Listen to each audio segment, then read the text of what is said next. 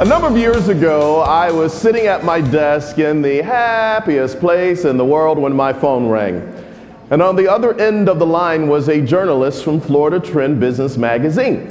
And whenever you work at Disney, Mickey Mouse rule number one is that you never talk to the media.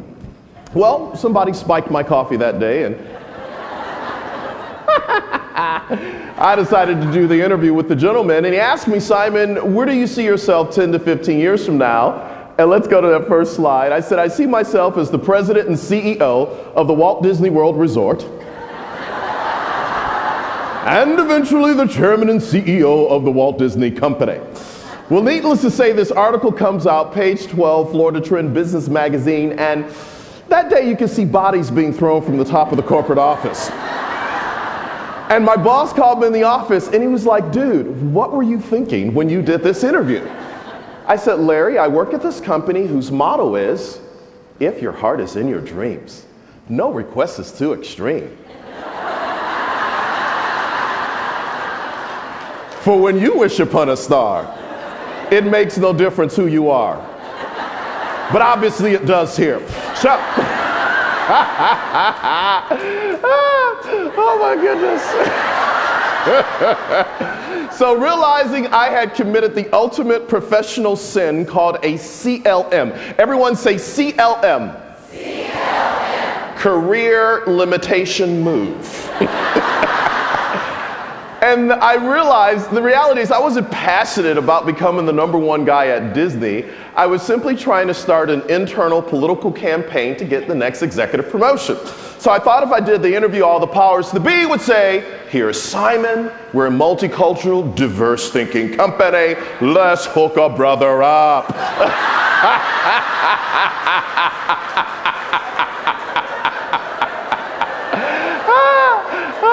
They hooked me up all right. HR showed up and said, would you please sign right here? It was like a scene out of a Harrison Ford movie. I get a call from one of the senior vice presidents who was my mentor.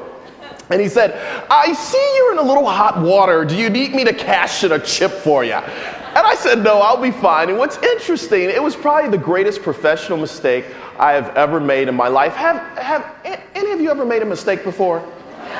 Oh, awesome. Misery loves company. But here's what I discovered. Just because you make a mistake, it does not mean you are a mistake. Failure is not final. Failure is only feedback. And feedback is the breakfast of oh brilliant ones. If you're brilliant, just high five your neighbor and say, Simon says I'm brilliant.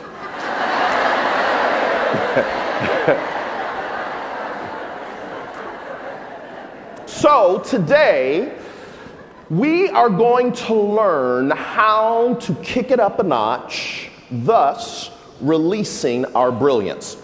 And today, I want to invite you not just to listen to me, but I want you to think with me. And in a moment, we're going to walk through the handout and really start to understand how do we kick it up a notch, how do we release brilliance. And one of the interesting things, if we go to the next slide, a lot of people often ask me, what is the foundation for our discussion today and what we're getting ready to learn? There are 4 professional stages that individuals go through in any profession, from what I've discovered. The first stage is the embryonic stage, 0 to 5 years. How many of you remember your first day, first week, first month with your organization? What was it like, that first day, first week, first month? What was it like? Terrible, deer in the headlights. What in the world did I get myself into, right? But if the truth be told, when you came into the organization was growing, and you as an individual, you were growing as well. Then you move from the embryonic stage to the growth stage. The growth stage is about 6 to 10 years where perhaps you're doing the same role or perhaps you're with a different company. Organization is growing. And then what's interesting, you see between the mature and the Y stage. Mature stage is about 11 to 15 years. Y stage is about 16 plus years. Now what's interesting, you'll see that there is a decline in brilliance between the mature and Y stage, or there's a differentiation or a person becomes more innovative. What happens between the mature and Y stage is individuals know where the bodies are buried. They know how to work the political system. They know how to get things done, and most of what they know is not necessarily written down anywhere. It's between their ears. And what's interesting is organizations that engage people in releasing their brilliance, what they'll discover is those individuals find a way to be innovative. So the question is, what is brilliance? Brilliance is your insight, it is your potential, it is your genius. When you are releasing your brilliance and kicking it up a notch, you understand a few things. Brilliance is released in an environment where you are celebrated rather than tolerated. Everybody say, I'll just let that marinate for a moment. When I am using my potential, my insight, my genius in an environment where I am celebrated rather than tolerated, that environment invites you to be a vitamin, not just an aspirin. And when I understand how to take my potential, my insight, my genius, my ability, and be a vitamin, not just an aspirin, then every single day that I go to work, I realize that I am not there to make an impression, but I am there to leave an imprint. Now, the next question is, now that I know what brilliance is, why is brilliance important? Brilliance is important because when individuals are not releasing their brilliance, they work hard enough to keep a job and do just enough to keep from getting fired. I know you don't know anyone like that, just look straight ahead, okay? Here's the other interesting thing. When you're in the zone of brilliance, you become the CEO of You Incorporated.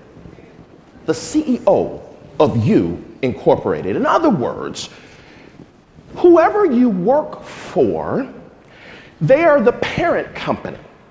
But you, as the CEO of You Incorporated, have decided to merge your talent, your skill, your ability, your gift into this parent company. And this parent company invests in you in the form of a paycheck, benefits, retirement plan. And as they invest in you, as you know, on Wall Street, when they are analyzing a stock, they will issue a buy, hold, or sell. So the question we have to ask ourselves is, if I am the CEO of Me Incorporated, how do I continue to ensure that the organization, the corporation, the business invests in the stock called me? And how do I continue to increase my value? And when I increase my value, then I understand how the organization works, how money flows, and how to ensure that I am a vitamin, not just an aspirin. It's not so much about what I can get from the association, but it's about what I can give to the association. And when I understand how to give, all of a sudden the law of reciprocity begins to take place, because when I need to find something out, when I need to learn something, somebody will call me. I will think of someone, I will call them, and they said, I was just thinking about you. That's a serendipitous moment, all because we come from a place of abundance instead of scarcity. Now, let me say this. I have heard in our country, and perhaps you have heard from wherever you have come from, here in the United States or around the world, that supposedly there is a recession. Well, I submit to you that could it be that psychologically the media is playing with our head? Just the thought. The opinion of the presenter. So here's what I decided to do, because if we are going to be forward moving, we have to adopt this mindset, oh, brilliant one. You do know that you're sitting next to oh, brilliant one, right? Just turn to your neighbor and say, I knew it was something special about you. I knew. Somebody in the back said, I'm glad you finally recognize. Oh, brilliant one. So here's the mindset. If, being the operative word, if there is a recession, I choose not to participate.